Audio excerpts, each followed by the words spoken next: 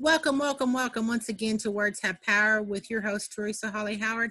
I'm so excited to bring you our October Summit. You know, as always, we have found some fabulous, phenomenal women to really speak into your life, speak into your business, and give you that push you need for 2020.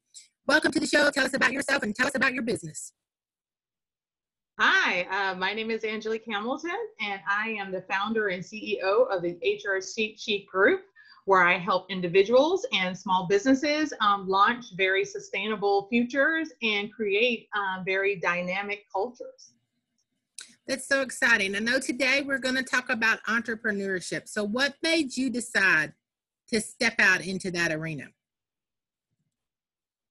Well, it was a very audacious step. I have worked in corporate America for over 25 years, and I felt that it was a need for me to go out and step outside for myself, not only to create a legacy for my children, but also to help other individuals really understand the business dynamics and human resources. So I just made that step, and here I am. That's so exciting. I know some of us step because we don't want the time restraints of corporate America, or maybe we don't like the glass ceiling of corporate America that limits us on what we can make. And, you know, we put a lot of hours in and we don't see it in our bottom line. So what was your most exciting part about stepping out into entrepreneurship? I think the most exciting part, as you mentioned, is really working for yourself and not really working for someone else, being really independent, setting your own parameters and your own guidelines, and creating a future not only for yourself, but also for the individuals you hopefully will employ in the communities that you're impacting. I think that is such a powerful thing because, you know, sometimes when we start out on entrepreneurship, we're really kind of tunnel vision on just what we want out of it. But there's a lot that we can give back to our communities, whether it be volunteer time, whether it be employing people from our communities, or even employing people globally. So that is another aspect to being in entrepreneurship. What were some of the roadblocks that you hit when you stepped out? I think some of the roadblocks, and I would tell anyone, if you're thinking about becoming an entrepreneur, is support. I think people rely so much on their friends and their relatives. It's great for them to give you kudos, but most of the time you won't get that support. You're going to be working alone. It may feel very isolated at times, but just know that you're doing it for the greater good for yourself, and eventually those same individuals will come around. So it will be pretty very undaunting and very lonely at first, but you have to kind of counter that obstacle. And the other obstacle is resources. You know, when you're stepping out as an independent entrepreneur, the lack of resources that you have and the financing. So really trying to support yourself and trying to launch your business, it can be really difficult. Mm-hmm. I think that's so true. I think that we think, oh, I have this new product, I have this new venture. I'm going to just tag everybody in my friends and family, and I'm going to make a living. And that doesn't always happen. I mean, it doesn't always happen. Nope. I remember years ago, and it was years ago, my girls were like 9 and 10, I think. And I sold Mary Kay. And I remember I was very good at it, but I was very unconventional. But I went to the retreat because I won it. And they were like, how many faces did you put Mary Kay on? You know, and you fill it out on your little card. And they were like, doing a prize. Mine was 0. I mean, maybe my own I could have counted. But because I sold gift baskets at the truck stop where I worked at, because I tried it their way. I contacted all my friends and family, my mom, my sisters. I was like, let's have a Mary Kay party. And my mama said, child, I do not wear makeup. I'm not going to throw a Mary Kay party, but I might buy some lip gloss. That one lip gloss sale was not making me to my goal. It was not helping me. You know, I had this goal sheet that said, you need to put it on this many faces. And I thought, I know that many people, but they are not helping me out. So I remember the boss that I worked for at the truck stop said, that goal sheet is nice, but does it have a number down there how much money you want to make? I was like, yeah, it's $1,800 down here at the bottom, you know, but you divide it by this many faces. He said, why don't you just focus on the number? the 1800. And I was like, what? But it was, for me, it was an aha moment, because if you don't get the support where you are, where you think it's going to come from, then it's time to rethink it. You don't have to always stay in that little box or do it a certain way. Sometimes you have to be unconventional and put yourself out there to strangers, because believe me, sometimes they will support you more than family will. They'll buy your products. They'll, be in your book. So buy your book. They'll buy the makeup, whatever. I sold to truckers who were notorious for forgetting anniversaries, Valentine's Day, Christmas, and Mother's Day. So I would put it in a gift basket, have a card for them to give to that woman, and then they'd take it home. They were the hero because she thought he remembered. No, I just reminded him, did you get something for her for Valentine's Day? And it worked for me. It wasn't the conventional plan, but it worked. And I think that was my first step in entrepreneurship, that sometimes what the model is not going to work for you. Maybe you live rural, right? So you're not going to be able to drive into networking events as often as you would like. So what you need to do is you need to get online. You need to connect with people virtually, because sometimes that's going to be how you're going to grow your business. But you have to be open to ideas. Yes, and I definitely agree with that, Teresa, that you definitely have to be open to ideas. And I think we all want, our family members to support us. And sometimes they don't really understand your business and what you're trying to do. They're not in that, in that arena. Most of our families and friends are not entrepreneurs. So they're truly trying to understand what you're offering. And so what you have to do is take that unconventional approach to see, what am I trying to accomplish from my business? What do I hope to accomplish? And how can I reach those goals? So I really do agree with that you have to step outside of the box and think beyond that. And if you're going to different events and networking, what event will reach the most potential for you as an entrepreneur, and not trying to, hit every event as much as possible. And, if you're going to those networking events, it is not the goal to collect the most business cards. Right. Because if those business cards don't fit your ideal client, can't use your products, or are not feasible for you to make connections with, then that's a wasted time, because they're just going to sit on your desk. And I speak from experience, because I used to be the network queen. I went to all of the events in our area. I even drove into Dallas, and I was like, okay, I'm going to go to all these events. But those people weren't ready to publish their book. They weren't ready to, back then I didn't market. So they weren't ready to tell their story. They weren't ready to do any of those things.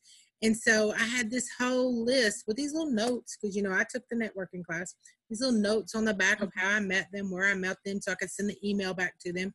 But they weren't my ideal client. So there was no use in me even collecting that business card, because I was doing them a disservice and myself, because I didn't know who I was supposed to be promoting myself to, who I was supposed to be marketing to. And you have to get that niche down if you want to be successful. Yeah, and and again, I would agree with that as well. You have to be really intentional about your approach on your customers. You have to know your customer profile and your customer persona. And so really within the first 5 minutes, you will know whether or not that is a potential client. And if not, it's okay to be really cordial and, move along, and maybe you can pass that information on someone else who also is an entrepreneur, who may be a potential client for that person. So if that person is, if you find out in the first 5 minutes, like, hey, this is not, this person doesn't fit my profile or my customer persona, great meeting you, and just move on and be, again, really intentional for the next person as you're going through your networking. Yes. And can you give them some tips, give our audience some tips about when you first get started, when you feel that frustration? We want to give up in the first 30 days because we are an instant gratification community. I mean, that just is where we sit. We want to see it right now. My friend over there is making 10K. I just signed up today. Where's my money? And so, but you have to be willing to, to work your business and to show up even when it's not easy. And so give them some tips that got you through when you first started. Well, I think what has really gotten me through is my faith, and really relying on my faith to get me through and enduring. It will be extremely difficult. I think what people see is the highlights when they look at Facebook, and they see all the congratulatory accolades that you've accomplished, but they don't see the 24 hours that you worked, prior to that time, working long weekends and working 7 days a week and all hours of the night. That doesn't go noticed. It's really unnoticed. So it's a really long haul. And so one of the tips I would tell individuals is, really whatever type of faith or whatever belief system that you have, rely upon that. Making sure that you dedicate some time out of your schedule for self-care, because it's important that if you have a business, and you're definitely, if you're in the service industry, you can't care for someone else unless you care for yourself. So you definitely have to have that self-care first and taking care of yourself. Thirdly, I would tell individuals, even if you're not organized, as a business owner, you have to be organized and be really proactive in reaching your customers and clients. Even if someone sends you an email, to be really responsive, or a phone call. And one of the tips I would tell anyone, make sure you clear out your voicemail. Definitely clear out your voicemail. Always follow up on a voicemail. I know most of us don't, we don't really use voicemail as much, but that is usually the medium that most people try to reach you. So really clear out your voicemail and making sure that you're really up to date on that. And also just listening to the feedback from your customers. Even if you have one irate or one negative customer, you can take that feedback and try to fine tune the way that you actually carry out your systems and you actually deliver your products and services. I think that's so true. You have to take care of you, and you have to schedule that time. I know when we're first starting our businesses, we want to be on call 24/7. And then about 6 months in, you're going to hit burnout. And so you have to really take the time to schedule family events. I know when I first started, I work a lot from my phone. And so I'm just going to be honest with y'all, I would be at family events and I'd be over there, checking my messages. I might say I have to go to the bathroom. I'd be in the bathroom returning the call, or messaging somebody back on Facebook. And so I had to learn to be present in the moment, because I remember when we would go to my grandkids' events, they would score something, my husband would be hollering, and I'd be like, oh yeah, that was great. I didn't see it. And so I had to learn to be present, because life is going to happen all around you, and you're going to look up and it's going to be 5-10 years later. And this business is not going to be who's going to be there, in your family time. And so you want to make sure that you're scheduling some time for your spouse, for your children, for your grandchildren, for your mom, whatever it is, and some self-care for you. I know for me, self-care is pedicure. It's every other week. Oh, absolutely. And I love it. Yeah, love it. Pedicure and manicure. Not taking the phone with me to the pedicure. Because I'll be honest, I used to take the phone with me and work the whole time she would do the pedicure. Kind of defeats the purpose. So now I take the phone. I do take the phone in because I might get an important phone call. But I give the phone to the lady at the front desk, because I've been going to the same pedicure place for a long time. Let her hold it. Because if not, because I don't even trust myself. I'm just going to be honest with y'all.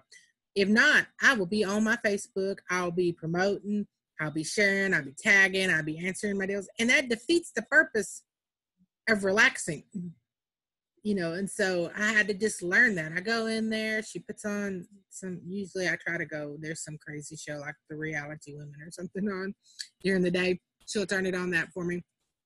And then I just kind of get lost in it and just take that time to just think, to just be still and quiet. Maybe I do prayer, maybe do meditation. Sometimes I'll listen to my mantras and my, music, the radio, because I have the podcast thing. And so I'll listen to that. But you have to learn to just slow down at some point, because you can't be on 24/7. It's not meant, and that's not what you were meant to be. You became an entrepreneur. It's not. It's time, not to work 4 hours. Yeah, and like you said, you will definitely reach a plateau, and you'll reach burnout if you're just constantly going. There has to be a period where you just stop and rest, and it's okay to rest because your body needs it. And what will happen if you continue on that same schedule? your body will let you know that you need to rest, or it'll do it for you.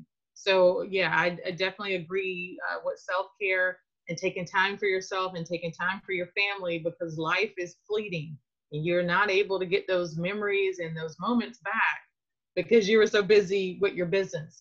But just learning how to have that balance between your personal life as well as your professional life, and trying to balance the two.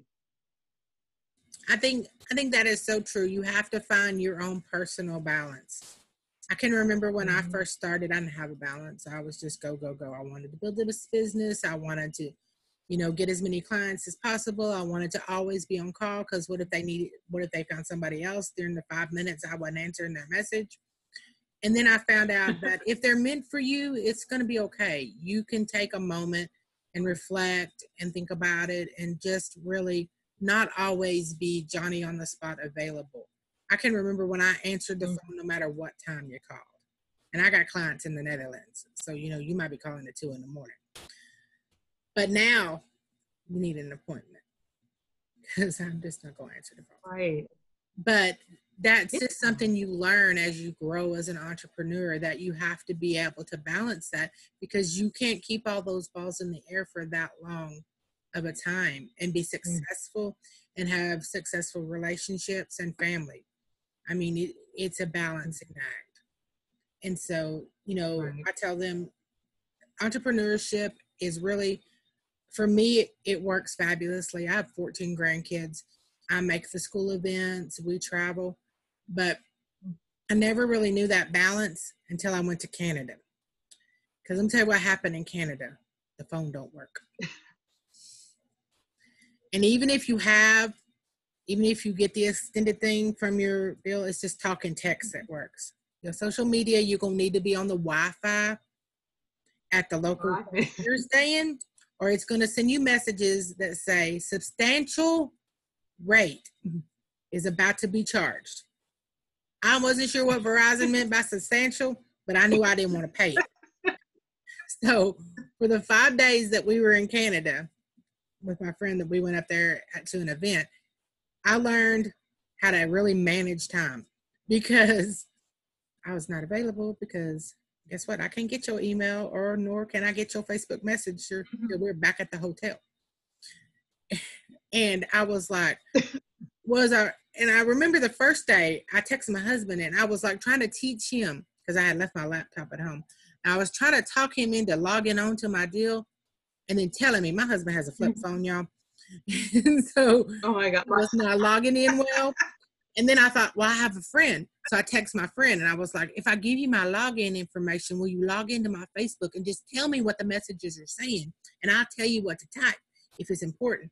She said, no, I will not. Enjoy Canada. And I thought, what? But it was a hard lesson to learn. When's the next time I'm going to get to go to Canada? I'm sightseeing in Canada, and I'm worried about what the Facebook messenger says. I can't even see the beauty because I'm worried. I'm not in the moment.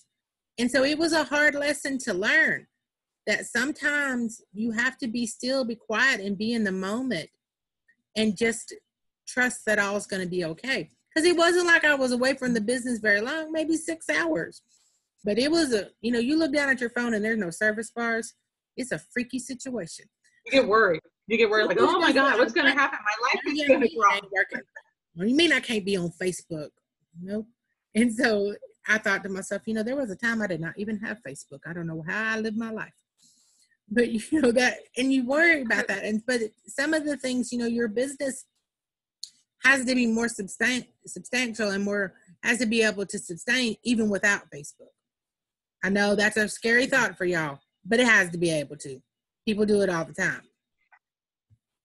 Right. And that's another good tip for entrepreneurs. You have to be able to balance your business outside of social media. I mean, as you know, Facebook and Instagram goes out like every other month. So what happens between that time when there's an outage?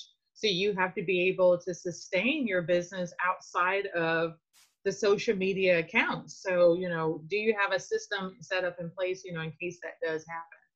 But like I said, I agree with the being still, being in the moment and living in the moment, because as you know, every business has a opening time and a closing time. And even if you're a solo entrepreneur, or, you know, or you're a duo or just a small company, you have to have a open and close time too. So we can't, you know, go on all cylinders at all times. Definitely true. And so you really need to establish those boundaries probably pretty early in your business. I did not. That's why I speak to you from experience. Establish them. Be available from, say, 9 to 5. You know, I try to do that. And then I say Mondays are my catch-up days. So y'all know that I'm probably not going to be hopping on it right away. You're not going to see me so much on social media, because I try to take Sundays completely off now. I may record or do something if I have somebody that's the only time they have, but you're not going to see me promoting so much. You're not going to see me being available as much, because you have to have a family day. And Sundays for us is church and dinner. And usually I try to see some part of our family. Our grandkids are one of our kids. We have 4, so, you know, it's kind of just, they're dispersed. So, you know, I try to have that, even if it's just a FaceTime with my grandkids in California. I try to have that time on Sundays set apart, and not only to be with them, but to rest, to read, to recharge, to get started for the next week. Hence why I try to not schedule a lot for Mondays, because that's my catch-up day. And then it's my day to plan out the rest of the week, plan my social media posts, plan what I'm going to be promoting that week, plan who I'm going to talk to that week, who I'm going to follow up with. You know, and so you have to be able to have that in your schedule. I can remember when it wasn't in my schedule, and believe me, chaos is not the friend to entrepreneurship. It is not. Busy work is not the friend to entrepreneurship. If what you're doing is not producing revenue, then it's not the friend to entrepreneurship. Right. Yeah, and you can't just, you know, be busy all the time. You have to have a planning period, whether it's like the beginning of the week or middle of the week, or if you're just carving out a certain amount of time throughout the day just to plan, you have to have a period devoted, you know, for your business. But again, it has to be organized, because again, chaos is not going to drive yourself to success, and it will continue to become chaotic if it's not organized. So true. So tell our listeners how they can get a hold of you, where they can reach you, where they can reach out to you. Oh, yes, definitely. So you can hit me up and visit me at www.HR Chique Group, which is CHIQUE group.com. So you can definitely find me on the website, and all of my contact information is located on my website. Thank you so much for being on the show and for sharing with us. Thank you for having me. Thank you. And thank you so much for being honest with our entrepreneurs, because sometimes, you know, when people are trying to get people to join their groups or join their business, they paint this rosy picture. And entrepreneurship is great, but you got to come in with your eyes wide open. You have to know that you are the one who determines what you make, but you are also determined whether you are successful or whether you fail. And so you have to make sure that you're willing to put in that work. I know when I started my company, I started by accident because my publisher absconded, and so I learned to publish. But I thought, okay, I'm going to have all this free time. And for the first 2 years, that did not happen. Something was always amiss. I was always working on something. You know, I was up late nights. I was up early mornings. You know, I probably put in more hours than I would have if I'd just gone to Walmart and got the job like my mom advised. But now, 5 years later, you know, it's a better connection for me. I get to schedule around my grandkids. I get to schedule when their holidays come in, when we take Christmas off. And I don't have to ask anybody if I want to go to lunch with one of them. I don't have to get permission. And for me, that was a big thing. And my husband is retired. And so it was a big thing that I could pick this laptop up. And if we decided to go to Georgia, or we decided to go to San Antonio, anywhere we had Wi-Fi, I was good. And so, you know, it was a big deal for me because that had never been an option before. And so, and I got to decide what I made. That was a bigger deal. And so I think as long as you come into entrepreneurship with your eyes wide open, it'll be a great thing for you. Any last parting words? Oh, yeah. No rose-colored glasses, I would say, because people will paint the picture like this is all great. You know you can do it. Yeah, you can do it, but it does take hard work, and it's not as easy how most people paint the picture. Yes, and please quit comparing yourself to how they're living on Facebook. As I tell my granddaughters, is Facebook fabulous? You're only getting the highlight reel. You didn't get the blooper reel, and you're not getting the truth. They just showing you what you want them to see. I can show you pictures where we ate at Red Lobster last year, but the thing is that you're not seeing all the hard work that it's taken, all the hours that it took to create that one moment of triumph that they're blasting with that 17 pictures for the next 6 weeks. It took 6 months to prepare. But you don't see all that preparation, and you don't see all the back. Just like when you go to the movies, you watch the movie for an hour and a half, 2 hours tops. Took a lot longer to make that movie. And so you don't see all the preparation. So just remember that when you're, I say stop comparing yourself altogether, but when you're looking at someone else's life on Facebook, just remember you're just hitting the highlight reels. So please don't think that because maybe you didn't make that much this month, or you didn't sell that many products, or your, business is not as fabulous as hers is. Trust me, she's got the same moments you do of despair, of doubt, of fear. We all do. It's just the nature of the beast. We all have those moments when we're like, oh my God, the bank account fell below this. What? I need to hustle. It just happens. It is what it is. Life happens to all of us.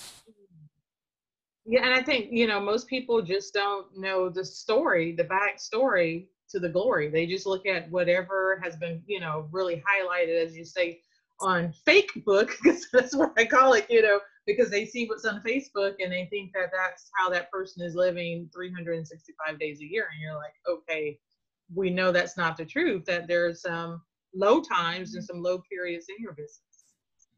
And it's okay to go through those lulls and those moments. Your business is going to have that. It's going to take you a while to get it established. And even after you're established, you're going to have those moments when something goes wrong. Because I can tell y'all, my website dropped, crashed. And that was a moment of sheer fear when I had to have it rebuilt. But, and that's when I learned that you have to have more than one way to get a hold of somebody, more than one way to reach them. So I have an email list. I have a phone number list. I have information on my clients that they fill out now, that I'm not just limited to one way of reaching them. And you should do the same, because Facebook, Instagram, even your email can go. I mean, anything can happen. So you need to have several ways of reaching out to your clients to keep your business going in case something happens like that. But thank you. Definitely. Absolutely.